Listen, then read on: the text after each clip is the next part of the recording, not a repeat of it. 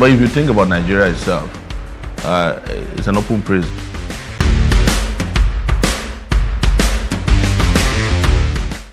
Okay, so yes, I think I will just open the floor with him, and so that if he has to leave, that we would have had the benefit of his perspective on the how we can take this forward, and then we'll take on other comments. Thank you.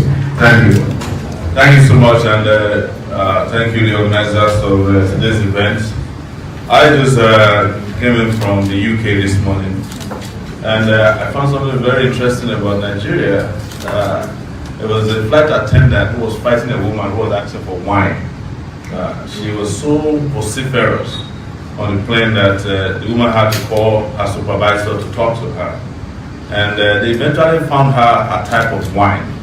After drinking it, of course, I'm always sniffing around in the plane. I met the flight attendants at the back of the plane, asking themselves, why is this woman so vociferous about wine? If there are this many activists on the plane in Nigeria, why is Nigeria so messed up? You know, this was the conversation they were having at the back. These are not Nigerians. And this tells me that people are watching us. And they are watching us all the time. They are watching us from all angles. And when we discuss how the international community can help us, I laugh a lot because I have traveled in the international world. And they are not there to help you. In fact, they are not there to save the world.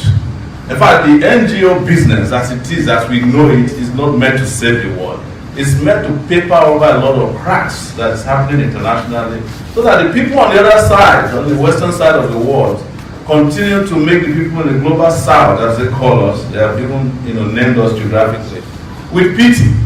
And for us to get out of this pity, we have a singular duty to appoint, elect, or choose for ourselves people who can speak for the continent of Africa, people who can take the bull by the horn in Nigeria. I'm speaking because I've acted as a special counsel in the corruption ward, all by myself in this country. You can name anybody that has been corrupt, that have prosecuted them on my own on the internet.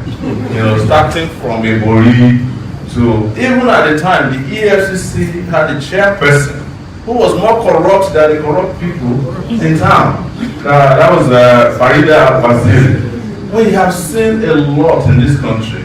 And with due respect, I overheard the person from the Federal Ministry of Justice who was saying that they will make a presentation at the ICC when they go there. With due respect to you, they don't respect you. Don't waste your time. Before we can have those kind of respectable conversation, you need to have an Attorney General that is respected, that is believed to be, that's willing to fight corruption. Not your type of Attorney General. Not a Solicitor General who was aiding and abetting the Senate President when he was going trial for corruption. I'm saying this to you because this is what I do for a living. Before I became a presidential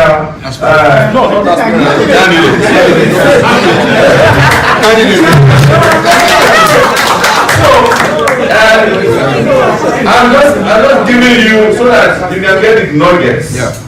That from the top to the bottom, from the presidency to the person who's carrying the files in your agencies, and there's nobody respect us. Nobody respect you enough. And until we change our players on the international scene, then it is then that we can even change the Rome Statute ourselves. We can either decide that the type of, the Rome Statute we sign up to are the ones that are applicable to our own problems. Not the ones that are applicable to the problems of the rest of the world. Because we are the ones who are always being forced to sign to these treaties that don't help us. I was hearing Vice Chancellor saying that London is the most corrupt real estate place in the world. No! The most corrupt street in the world is Wall Street in New York. That is where all of these criminal transactions are taking place. And they are not interested with due respect. They are not interested in ending the outflow of financial resources. Because that's how they build their cities. It's the way they build their countries. It's the way they enrich themselves at our expense. This part of the world is where they take the resources, raw materials from, and whenever they can find a thief bold enough to bring in more, They are happy to provide lawyers, the forensic accountants, the banking system that makes it possible. So what I'll say, without discountenancing what we are doing today, is that we need to change the players if we want to win the game. It's as simple as that. Thank you very much. Thank you very much, Mr. Sowore. And I think that Nigeria, they use computer. The leaders of Nigeria, they use radio where they turn the knob.